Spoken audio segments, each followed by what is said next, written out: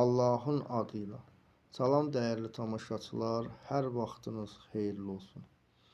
Bəzi insanlar sual verirlər ki, bizim qəlbimizdə narahatlıqlar var, ruhumuz aramlıq tapmır. Biz elə bir hala gəlmişik ki, dünyadan sanki küsmüşük, günahlar bizim ətrafımızda o qədər tüğyan edir ki, biz günahın içində itib batırıq, ruhumuz qaralıb, qəlbimiz bu haldadır, yəni çətinlikdədir. İnsan aram ola bilmir. Bu cür nə suallar verirlər. Bizim də cavabımız budur ki, insan fitrətən Allaha bağlı olduğu üçün o Allahı axtarır. Yəni bir insan namaz qılmasa, günahlar etsə, onun fitrəti korlanır. Onun sanki fitrəti bir güzgüdür, onun o güzgünü sanki toz basır.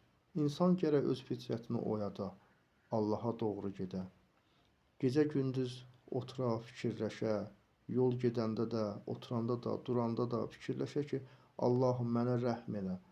Yəni Allahı çağıra və düşünə ki, mənim bu qəlbimdəki bu narahatlıqlar nə ilə əlaqəlidir? Ruhum ki, bu hala düşüb, niyə mən bu hala düşmüşəm?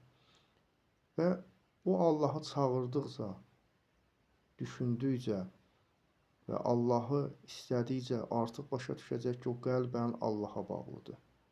Yəni o Allahı sevməyincə, Allah üçün işlər görməyincə onun həmişə narahatlıqları olacaq. Ruhunda həmişə problemlər olacaq. İnsan Allahı tapmasa, yəni insan Allahla razı-niyaz eləməsə, Allahla dost olmasa, insan tənhadır. Yəni insanın himayədarı, insanın ağası, rəhbəri Allahdır. Yəni insan tənha qalanda da, cəmiyyət içində olanda da yalnız Allaha güvənməlidir və bilməlidir ki, onu yaradan var, onu istəyən var.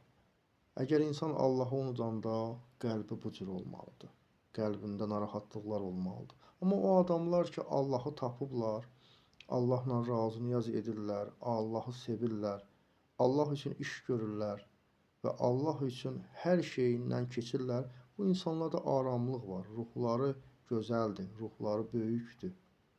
Təbii ki, mən də bu suala cavabını bu cür verdim ki, insanlar Allaha sarı gəlsinlər, günahlardan tövbə etsinlər və bizlərə də xahiş edirəm ki, dua edin.